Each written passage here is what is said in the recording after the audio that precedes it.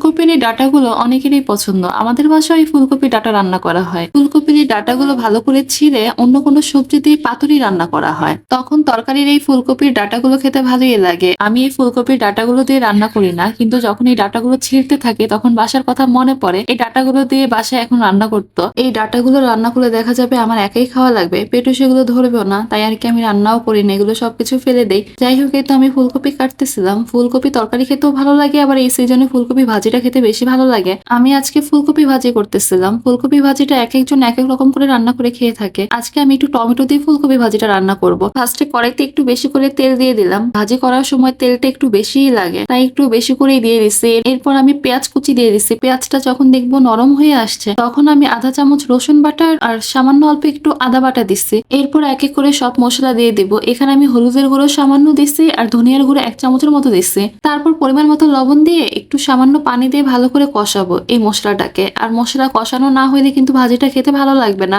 যখন দেখবো মশলা কষানোটা হয়ে গেছে, তখন আমি আলু কুচি দিয়ে দেবো। এখানে আমি কিউব করে কেটে রাখছিলাম আলুগুলোকে। এই ফুলকপি ভাজির মধ্যে আলু দিলে ফুলকপি ভাজিটা খেতে বেশি মজা লাগে, তাই একটু বেশি করে আমি আলু দিয়ে দিচ্ছি। আর আলুটাকে এখন আমি এই মশলার সাথে আবার কষিয়ে নিব ভালো করে। এই কষানোর মধ্যেই দেখা যাবে আলুগুলো সিদ্ধ হয়ে যাবে। আমি কিছু সময়ের জন্য ঢাকনা দিয়ে ঢেকে রাখলাম আলুগুলো সিদ্ধ হওয়ার জন্য। আর এই দেখেন আমার কষানোটাও মোটামুটি হয়ে গেছে, আর এই তো আলুগুলো সিদ্ধ হয়ে গেছে। এখানে আর কোনো পানি আমি ইউজ করি নাই। কষানোর সময় জাস্ট অল্প একটু পানি দিয়ে কষিয়ে নিচ্ছিলাম। এরপর আর কোনো পানি আমার দেওয়া হয় নাই। যখন দেখলাম আলুগুলো 80% মতো সিদ্ধ হয়েছে, তখন আমি এই তো ফুলকপিগুলো দিয়ে দিতেছিলাম।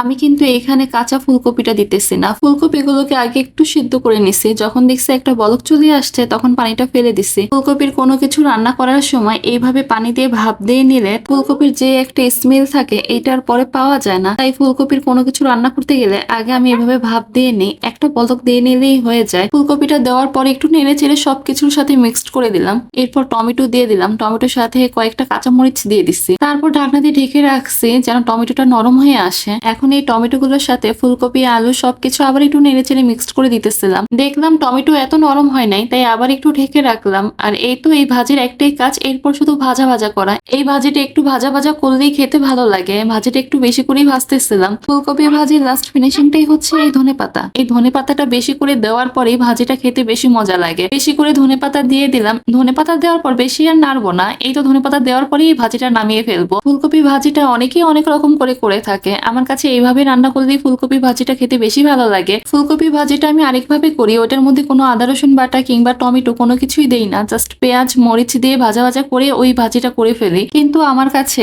এইভাবে যেদিন ভাজি করব ওই ভাজিটা খেতে বেশি ভালো লাগে। ফুলকপি ভাজিটা এইভাবে রান্না করে দেখতে পারেন, খেতে ভালোই লাগবে। আজকের ভিডিওটি এই পর্যন্তই। ভালো থাকবেন সবাই। আল্লাহ হাফেজ।